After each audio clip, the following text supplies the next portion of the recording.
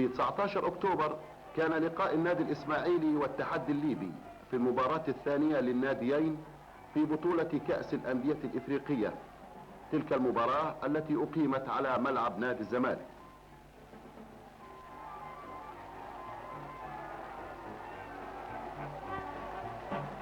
معروف أن الإسماعيلي سبق له أن فاز على التحدي ب5 أهداف للا شيء، وقد شهد المباراة السيد وزير الشباب والسيد وزير استصلاح الأراضي ومحافظة القاهرة والجيزة.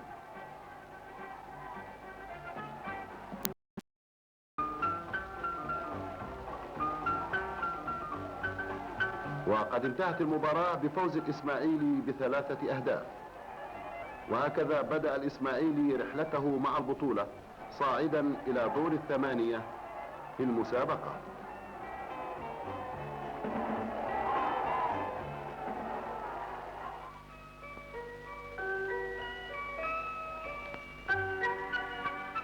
وفي نادي الجزيرة نادي الإسماعيلي فريق التحدي الليبي إلى حفل عشاء.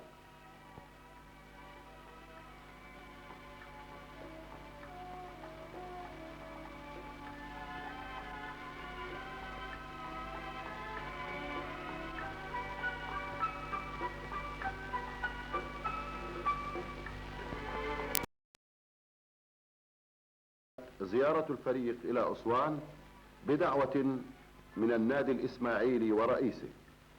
زار الفريق خلالها السد العالي ومعالم مدينة أسوان.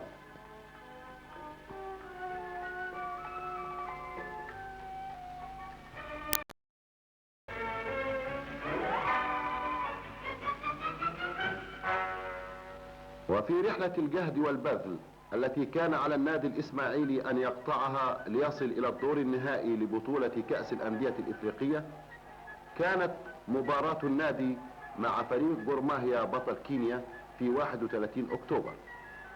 أقيمت المباراة الأولى على ملعب الزمالك. سجل الإسماعيلي نصره في المباراة ب3 أهداف لهدف واحد، ثم شد الإسماعيلي رحاله إلى نيروبي ولعب المباراة الثانية وتعادل فيها بهدف واحد، وصعد بالتالي إلى الدور قبل النهائي لبطولة كأس الأندية الإفريقية.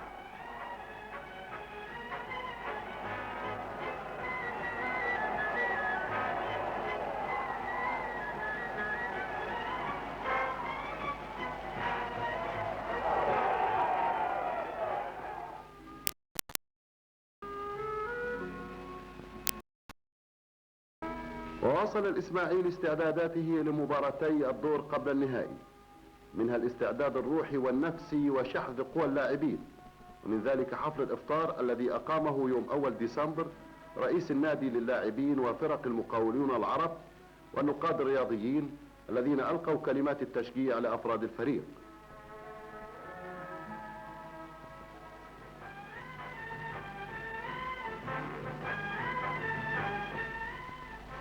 أهمية المباراة الثانية، إذ كان لزاما أن يفوز الإسماعيلي ليصعد إلى الدور النهائي، ولم يخيب الإسماعيلي رجاء 40,000 متفرج احتشدوا في ملعب الزمالك، بالإضافة إلى الملايين من أبناء الوطن العربي الذين تابعوا المباراة في الإذاعة والتلفزيون.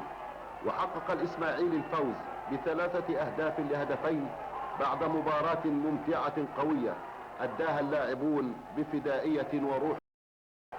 وصعد الإسماعيلي إلى الدور النهائي ليلتقي مع الإنجلبرت بطل كينشاسا في مباراتين، الأولى يوم 21 ديسمبر في كينشاسا في القاهرة يوم 9 يناير سنة 1970.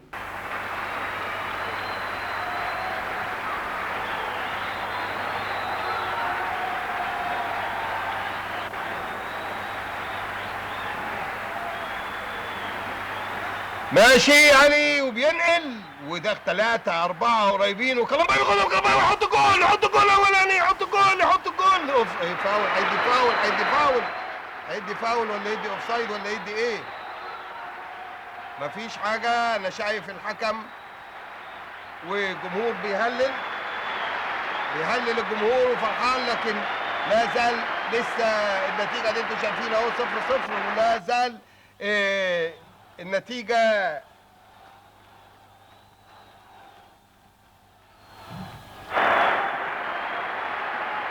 جمهور فظيع ومنتظر.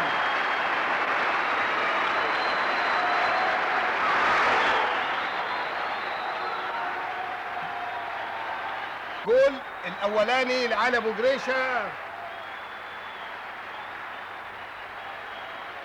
1-0. النادي الاسماعيلي 1 والانجلبير 0 في كاس افريقيا، وجول في وسط 4 تنفار، ومن 130,000 محدش بقى عارف ايه الصفاره ماشيه ولا عامله ايه، لكن 1-0 النادي الاسماعيلي، واللي جاب الجول علي ابو جريشه من وسط 4 تنفار. داخل حوده وجنبه سيد عبد الرازق. سيد قلبه شوط وداخل في وسط الحيطه عشان يوسع للكوره. شاط حوده تيجي في واحد وتطلع طلعها كانت باي كورنر، لكن بالرغم من كونها فقدت قوتها كانت هتخش تحت الخشبه، لكن ادي ميزه الجول لما يبقى طويل.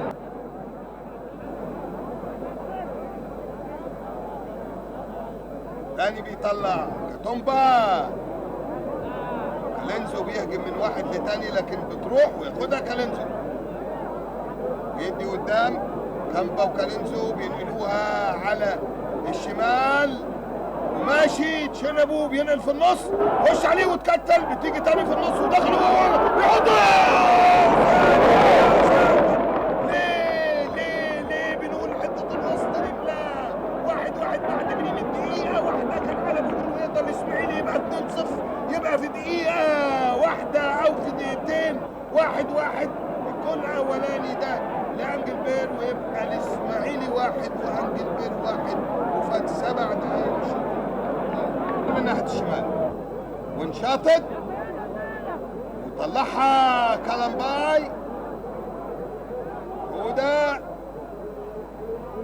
فين والرفعه في النص على ابو ريشه داخل مستوي العاب. صفاره بنفسي،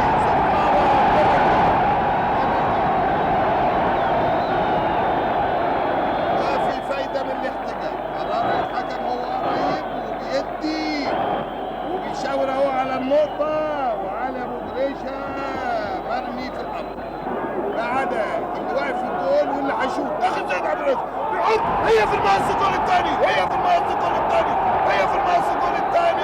2-1 للاسماعيلي، 2-1 بعد 25 دقيقة، ويبقى الاسماعيلي تاني غالب.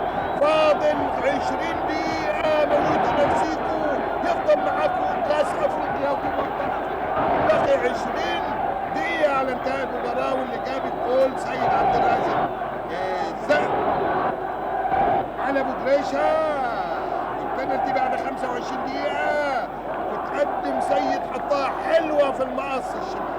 شوف على ابو جريشه جري 6 خطوات، وعلى ابو جريشه شاور وعد الحكم وصفر. قلت لك قبل كده كالامباي ناصح بعد ما جري 4 خطوات غير مباشرة، راح يقول يعني ايه ضربة حرة غير مباشرة؟ يعني داخل منطقة الجزاء كده هو وتتحط ويقفوا الخصوم على بعد 10 ياردات. اما الزملاء في اي حته 3 4 5 6 7 8 9 10 مظبوط، مطرح تسيب المواقف كده كل واحد من الخصوم يقف، الزملاء يقف في اي حته. لو واحد شاطها ودخلت الجول على طول ما تحسبش. فاكرين الجول اللي جه في الاسماعيلي هناك في كنشاسا وما اتحسبش؟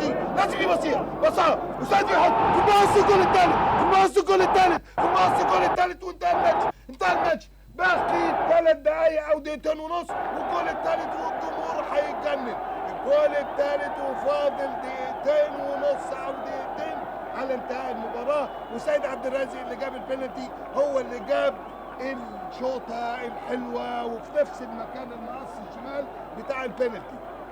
على ابو جريشه مشاها له زي انت ما شفت مقشره، وسيد عبد الرازق حط الجول الثاني. الكل محرص على المفاجاه لانه يعلم ان باقي ثواني، وفعلا صفر الحكم وانتهت بطوله افريقيا، واصبح الاسماعيلي بطل افريقيا لسنه 1900 69. حاجة تشرف نادي الإسماعيلي.